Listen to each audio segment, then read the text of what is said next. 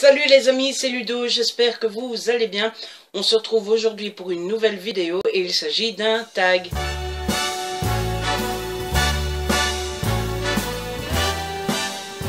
Et oui, j'ai vu ce tag sur la chaîne de Margot Liseuse et je l'ai trouvé très chouette, très amusant et j'ai eu envie de le faire. Alors je l'ai trouvé chez Margot Liseuse, je pense que depuis Bulldop l'a repris aussi. Et je pense qu'au départ, c'est un tag qui était en anglais, qui a été traduit par Pineapple Books et Lemon Juice.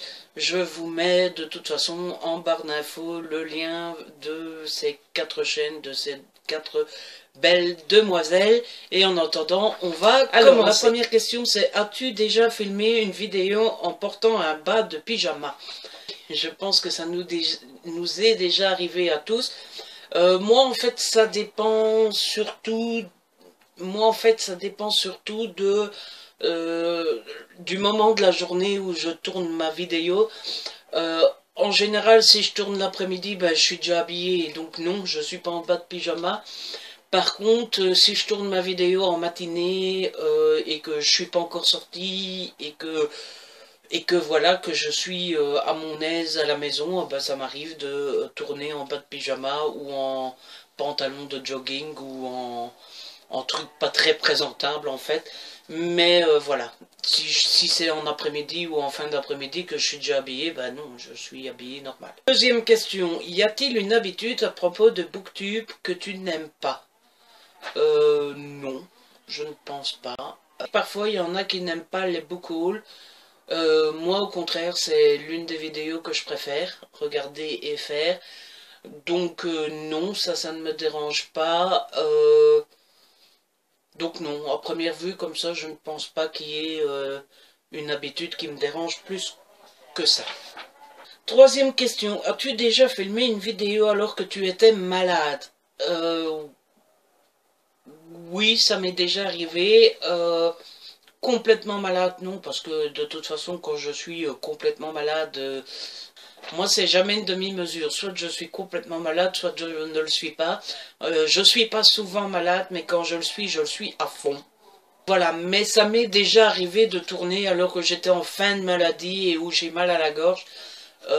Et donc voilà, c'est le genre de vidéo où tu t'arrêtes toutes les 2 minutes pour boire un coup parce que ça ne va plus. Quatrième question, est-ce que cela t'arrive souvent de te censurer au montage et si oui, pourquoi? Me censurer, non. Non, je ne me suis jamais censuré. Mais ça m'arrive souvent de me couper au montage. Je coupe souvent, surtout quand je tousse ou quand je trouve que c'est pas très présentable et très agréable à regarder. En général, je coupe quand je bafouille longtemps ou quand j'ai un fou rire. Et parfois, je coupe quand je me rends compte que j'ai dit n'importe quoi. Ou alors, parfois, je me rends compte que j'ai dit la même chose 3 fois, mais 3 fois de manière différente. Et du coup, là, je coupe. Mais me censurer dans le sens... non, je peux pas dire ça, ou non, c'est pas bien, ou quoi, non, je dis ce que je pense, et puis si ça me plaît pas, bah, c'est le même prix, voilà.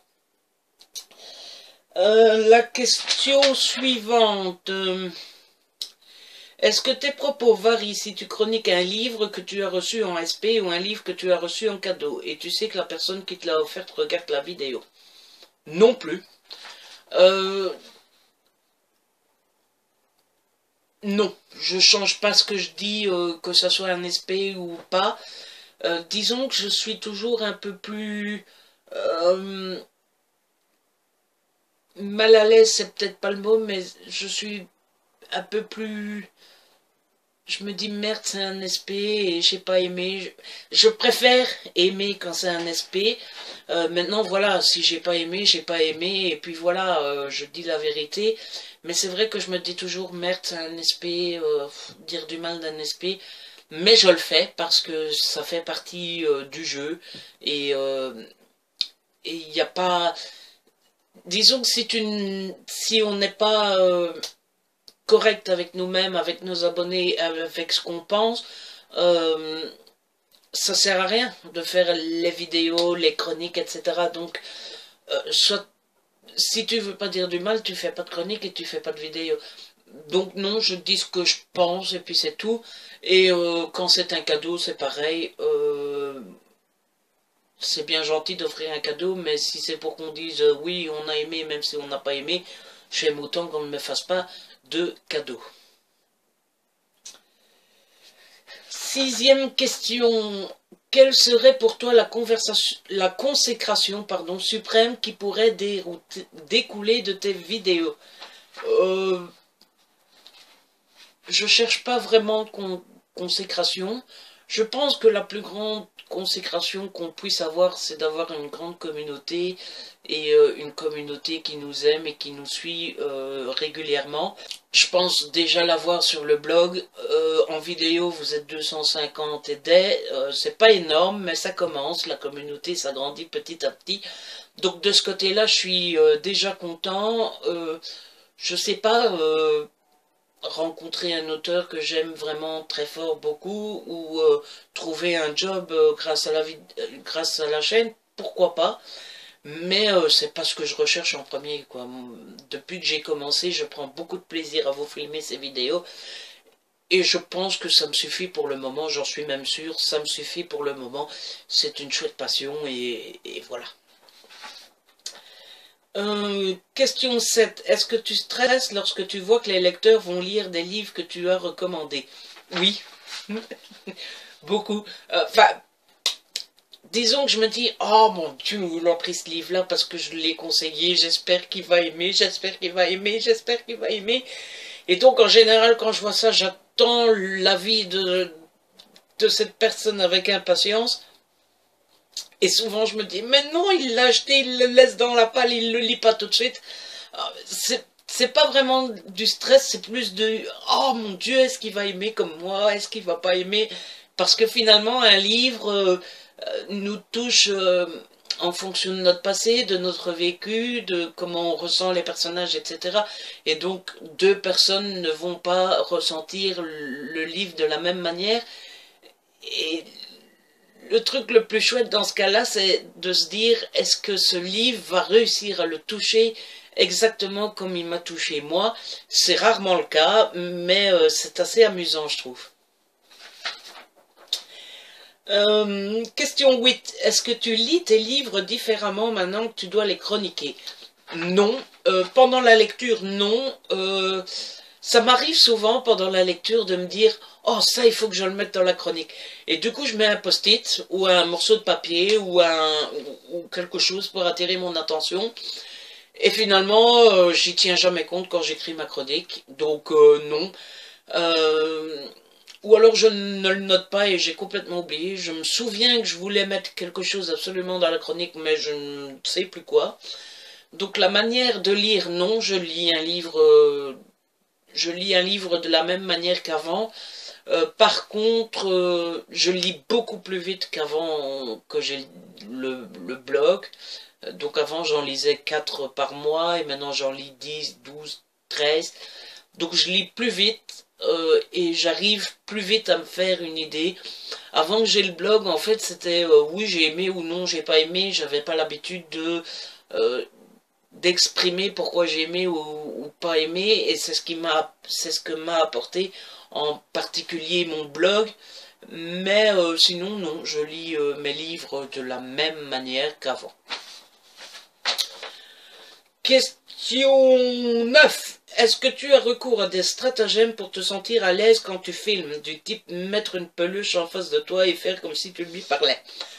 Non, pas de technique. Je pense, en tout cas c'était mon cas, qu'il n'y a pas de miracle en fait. Quand vous vous lancez sur Booktube, au début vous êtes hésitant, vous ne savez pas trop comment faire, vous vous sentez un petit peu, vous vous dites il faut rester sérieux, il faut rester droit, il faut parler correctement, il faut pas dire de il faut pas nanan, il faut pas faire ci, il faut pas faire là. Et finalement, je pense qu'au fur et à mesure que vous tournez des vidéos, vous vous sentez de plus en plus relax, vous vous sentez de plus en plus cool, et vous savez... Et vous vous rendez compte qu'au fur et à mesure que vos abonnés aiment ça, que vous soyez cool, relax, que vous dites ce que vous pensez, que vous parlez comme vous parlez dans la vie de tous les jours, et que voilà, c'est vous et moi. En général, j'essaie de parler à ma caméra comme je parle à un ami. Donc voilà, je me représente la caméra comme une personne et je lui parle. Voilà, je pense que le plus important pour tourner des vidéos... Et il y a une abeille. Il y a une abeille qui est rentrée, j'ai peur des abeilles. Puis elle a disparu comme elle est venue. Enfin bref. Je pense que c'est le secret pour être à l'aise quand on tourne une vidéo, c'est de parler comme si vous étiez devant vos amis et pas comme si oh, il y a 200 personnes que je ne connais pas qui me voient. Voilà, je pense que c'est vraiment le secret, c'est ton ami la caméra. Bonjour mon ami. Question suivante. 10. As-tu un modèle Booktube?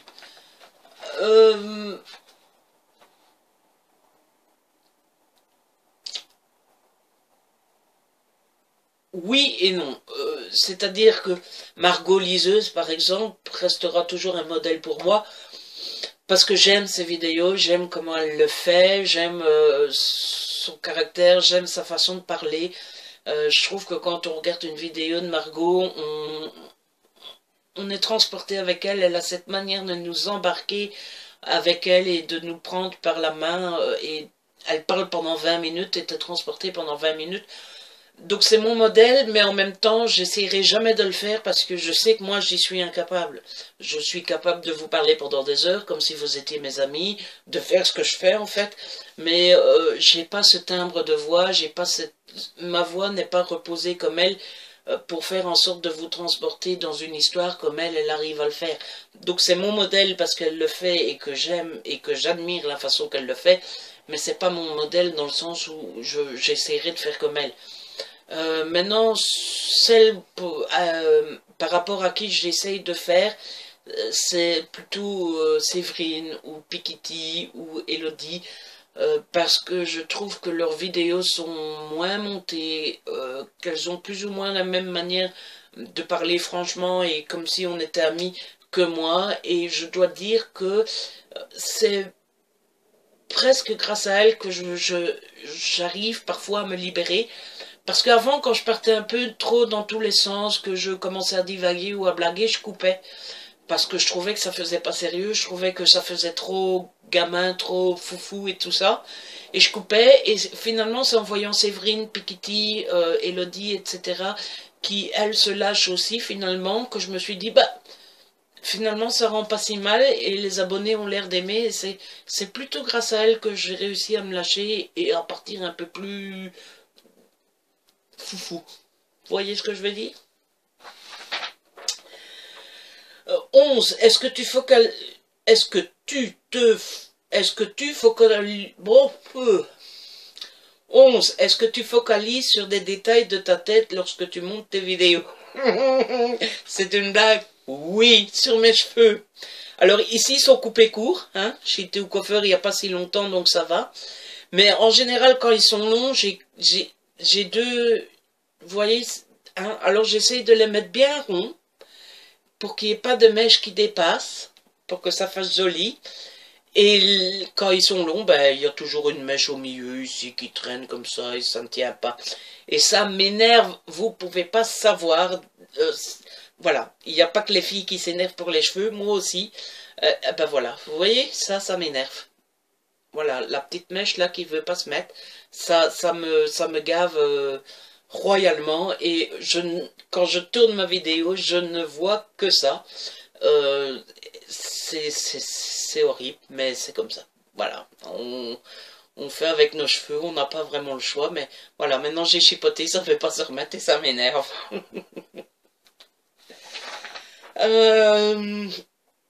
12. As-tu un tic dans tes vidéos dont tu as peur de parler au cas où tout le monde se focalise dessus maintenant? Pas vraiment. Parfois je m'appuie sur un coude comme ça sur mon fauteuil et puis je me redresse parce que voilà quoi, je vais pas vous tourner des vidéos complètement avachis. Donc parfois je m'appuie sur un coude, mais souvent je me redresse tout de suite. Sinon, il y a beaucoup de je sais que c'est quelque chose d'énervant parce que moi ça m'énerve quand je regarde une vidéo remplie de mais finalement voilà, c'est un tic de langage et je pense que beaucoup de personnes l'ont et voilà, il faut faire avec et on n'a pas le choix. J'essaye de les éliminer le plus possible, mais c'est pas toujours facile. Et puis il y a surtout les bras. Je suis souvent occupé avec mes bras comme ça, et comme je suis filmé au-dessus du torse, vous devez sûrement vous demander pourquoi je bouge toujours les épaules. C'est parce que je suis toujours occupé avec mes bras. Je ne sais pas ce qui se passe, mais je suis toujours occupé comme ça. Et parfois je me fatigue moi-même. 13. Est-ce que tu t'es déjà retenu de faire une vidéo sur un livre que tu as vraiment détesté de peur d'être trop violent? Non. Comme vous avez déjà pu le remarquer, je fais parfois une vidéo coup de cœur quand j'ai vraiment aimé un livre. Ce qui est sûr, c'est que je ne ferai jamais une vidéo spéciale j'ai détesté ce livre. Parce que autant quand tu as aimé le livre, autant quand tu as aimé le livre, ça a un réel intérêt de faire cette vidéo, de dire pourquoi j'ai aimé et d'inciter à lire ce livre. Autant quand tu n'as pas aimé ce livre, je vois pas trop l'intérêt de faire une vidéo en disant ce livre est nul, je vous préviens, ne le lisez pas, c'est de la merde, machin bidule. Non, il n'y a pas vraiment d'intérêt. Donc, si j'ai pas aimé un livre, je vous le dirai en update lecture. Maintenant, je ferai jamais une vidéo focalisée rien que sur ce livre-là en vous disant c'est de la merde.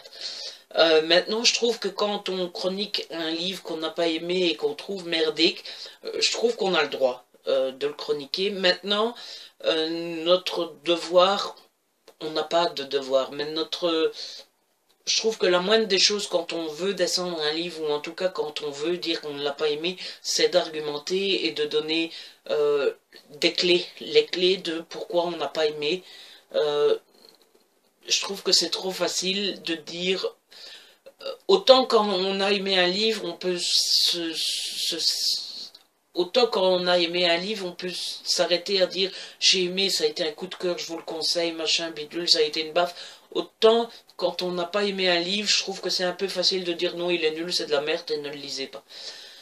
Donc je trouve au contraire que finalement la chronique pour un mauvais livre doit presque être plus longue qu'un livre coup de cœur parce que on n'a pas aimé le livre, on n'a pas envie de le conseiller, mais c'est encore une fois, c'est pas parce que nous on l'a pas aimé que quelqu'un n'a pas aimé. Donc on doit dire pourquoi on n'a pas aimé le livre, parce que ça tombe... Nos raisons ne sont pas les raisons de quelqu'un d'autre. Je suis pas sûr d'être clair, mais c'est ce que je pense. Et enfin, la dernière question, qu'est-ce que tu sais de moi que tu ne vois pas dans mes vidéos? Je suppose que je dois dire quelque chose sur Margot, puisque c'est chez elle que j'ai trouvé la vidéo. Qu'est-ce que je sais sur Margot qu'on ne voit pas dans ses vidéos? Oh, il y a sûrement plein de trucs, mais trouver un truc comme ça, là, tout de suite. Qu'est-ce que Margot aime qu'on ne voit pas dans ses vidéos? Ah, je crois savoir, c'est anecdotique, mais je crois savoir que Margot aime beaucoup regarder 50 minutes Insight le samedi. Voilà. Je me trompe peut-être, Margot, si tu passes par là, dis-nous si c'est vrai ou pas. Voilà, c'est la fin de ce tag, j'ai pris beaucoup de plaisir à le tourner. J'espère que vous avez pris du plaisir à le regarder. Si c'est le cas, n'hésitez pas à liker, à partager, laissez un commentaire, ça fait toujours plaisir. Abonnez-vous, ça fait plaisir et c'est toujours gratuit, heureusement. Hein. On se retrouve très vite pour une nouvelle vidéo. D'ici là, prenez soin de vous et de ceux que vous aimez.